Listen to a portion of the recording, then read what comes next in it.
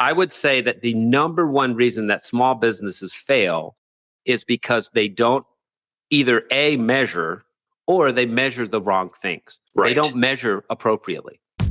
Welcome to the Growability Podcast, your home for leadership, management, and marketing education, where we teach business and nonprofit leaders how to flourish in life and work.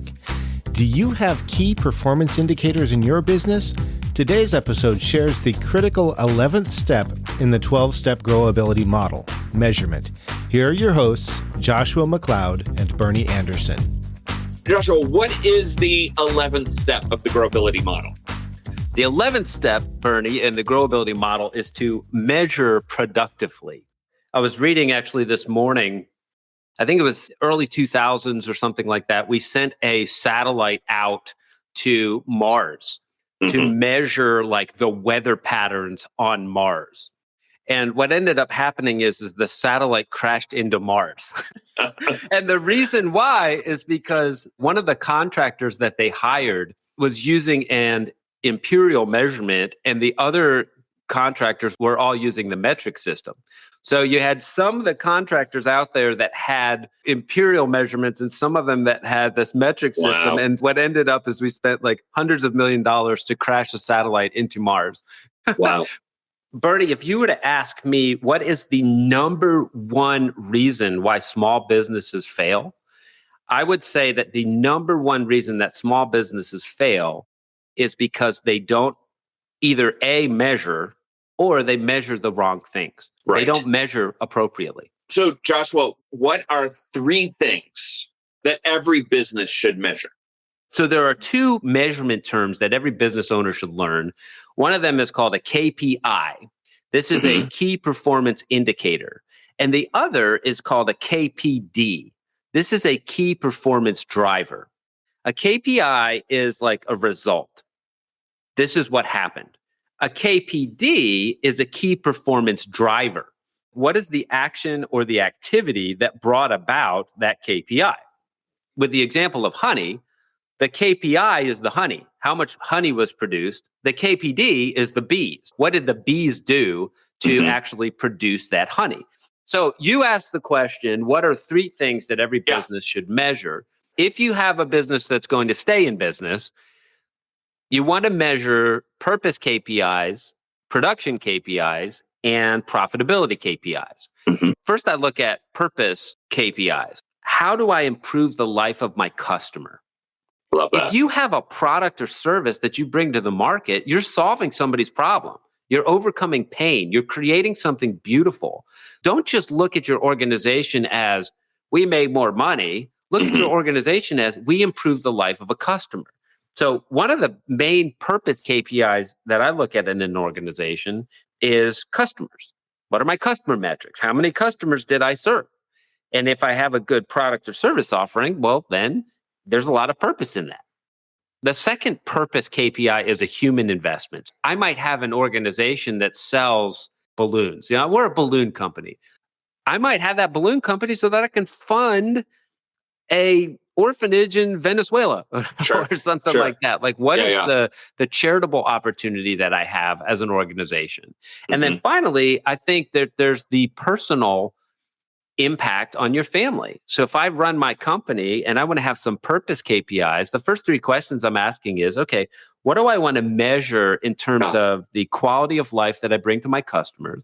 What do I want to measure in terms of the charity that I bring into our world? And then what do I want to measure in terms of the impact that this is going to make on my family and my family tree and, you know, future generations and things like that? Really important. Yeah, so good. So good. Well, so three purpose KPIs. We've got how to improve the life of my customer. What is my societal investment? What is my personal family investment? The next one's production.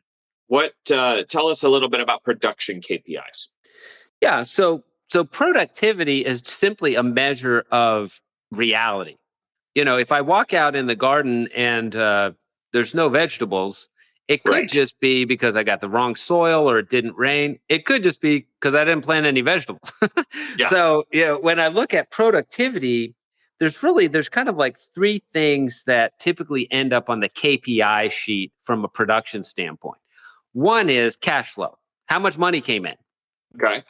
2 is profit and loss. I may have negative cash, but profitable income. So if I build out $10,000, that's not going to show up for another month. So the cash looks like, oh, I lost $5,000. But next month, I'm going to get an extra $10,000. So next month, it'll work out from the profit and loss. So I look at cash flow, and then I look at profitability, like profit and loss. And then I look at how many new customers did we serve. Okay. So if I'm looking from a KPI standpoint of production, okay, how much money did we bring in? How many like new jobs are on the horizon or bills that I have to pay, my profit and loss? And then how many new customers did we have? Okay. That's simple enough. Yeah. Pretty straightforward there. And then what about profitability then? That sounds kind of similar. We're talking about cash flow and P&L. And then now we're going to talk about profitability. So what is the difference there? From profitability, I want to look at, with all the customers that came in, how many of those were what I call bread and butter? So bread and butter are like, these are the ones that keep my business in existence. So if I have 12 different product lines, but 6 of those product lines produce 80% of our income, these are my bread and butter customers. The next thing I'm looking at is profit margins. So if I have 12 different product lines, I want to look at the profit margin for each one of these product lines. So if I sell shoe 1 and I make 10% profit margin, well, then I get to keep 10 cents on every dollar. And then on product 2, I keep 30%. Well, I get to keep 30 cents on every dollar. So I look at the profit margin of my different product lines. And then finally, I want to look at, from a profitability standpoint, I want to look at overhead cost reduction. If our overhead was 50% last year, can I make it 49% this year? So for every dollar that we spend as a company overall, if it costs 50 cents, every dollar I only get to keep 50 cents. Well, can I make it so that every dollar I get to keep 51 cents? So from a very big picture standpoint, who are our bread and butter customers? What are our profit margins per product? And then how are we doing on reducing our overhead? Have we reduced our overhead to as minimal an amount as possible? And if somebody's listening to this and you don't know what any of those terms are, go back and listen to the series on the Growability model, and all that stuff will make more sense. That's right. It's important to recognize that the KPIs are things you measure. They're not goals. It's just data in one sense. When you just think of it in terms of data, at least for my brain, it takes away the scariness of, oh gosh, I have a KPI. That seems scary. And it's not. It's just, this is what we're measuring, and these are the numbers, and we'll figure out what to do with those numbers later. The more you understand measurement, the more you'll love it. Yeah. The things that I measure improve. And the things that I don't measure decline. Right. So if I want to improve anything at my business, or if I want to improve anything in my life, measure. I was managing this coffee shop at one point a couple of years ago, right? And there was this sandwich. And I started looking at how long it took to make this sandwich. The labor hours to create this sandwich was ridiculous. Like, you had to chop onions, you had to make a specialized like cranberry mayonnaise thing that was gross.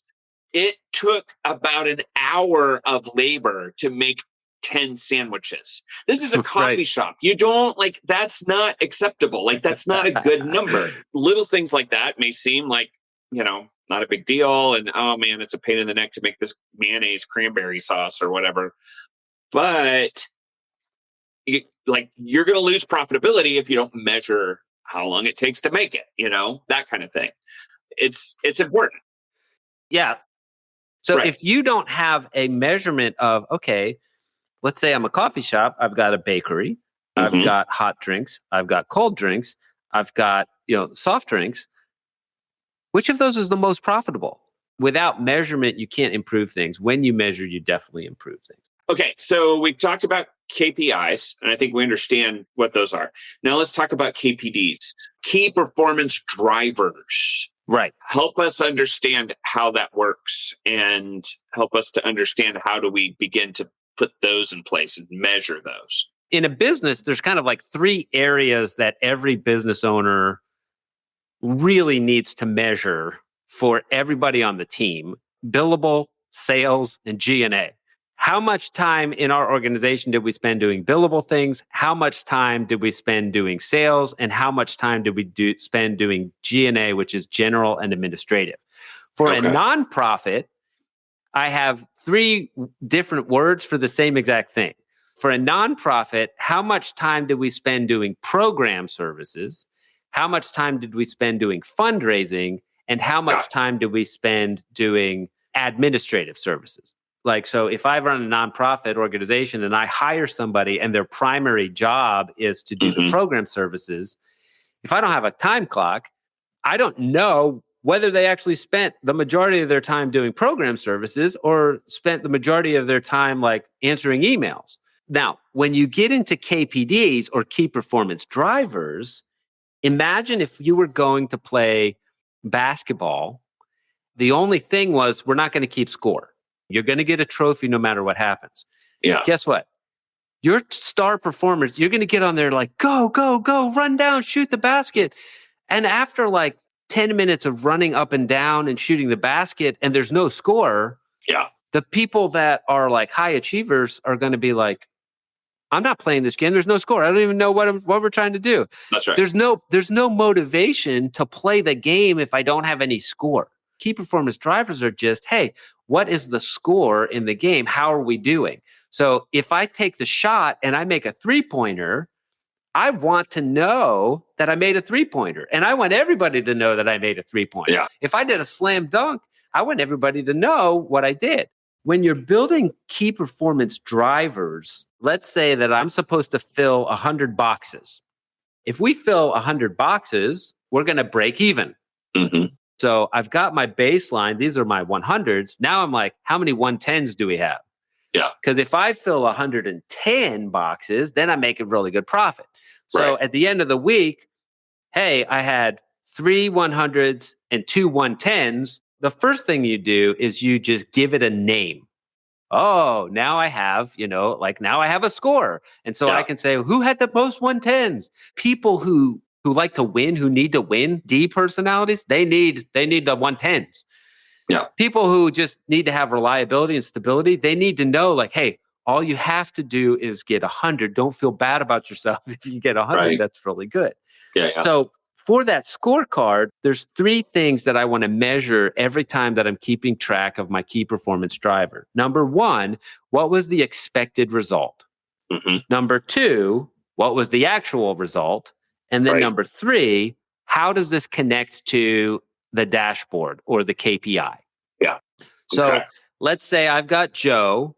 The expected result is you're going to have 5 days of work with all your 100s filled. So the expected result is 500 boxes. Yeah. So the actual result is 800 boxes. Now, what does that do for the bottom line? Well, what that does for the bottom line is it gives us a 20% increase on our profitability. Right. Because Joe put out 800 boxes instead of 500 boxes.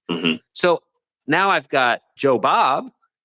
Joe Bob, the expected result is 500 boxes. Joe Bob put out 200 boxes. What does that do for the bottom line? Well, the bottom line actually looks fine. Because Joe put out 800 boxes, you only put 200 boxes, but it made up the difference. Right.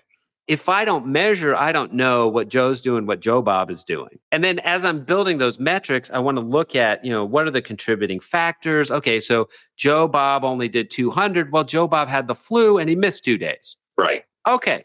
Building a scorecard is something that every team member in the organization should have their scorecard. Every leader should have a custom-built dashboard for exactly what they want to look at in their organization so that they can measure results for themselves, for their team, for the growth of the organization. That's right. Hey, we are out of time, but we want to, all of our folks who are listening today, we want you to remember that you're doing better than you think and you have more potential than you know. And we appreciate you growing today with Growability. Have a great week. We'll see you next week. Thank you for listening to the Growability Podcast. The mission of Growability is to equip leaders to flourish in their life and work by developing vision, rhythm, and community. To discover more ways to flourish in your life and work, visit growability.com and speak with a certified Growability coach. Bernie and Joshua are also available for speaking engagements, workshops, and conferences. Subscribing to this podcast helps Growability equip leaders throughout the world, and we appreciate you tuning in. Thanks for growing with Growability.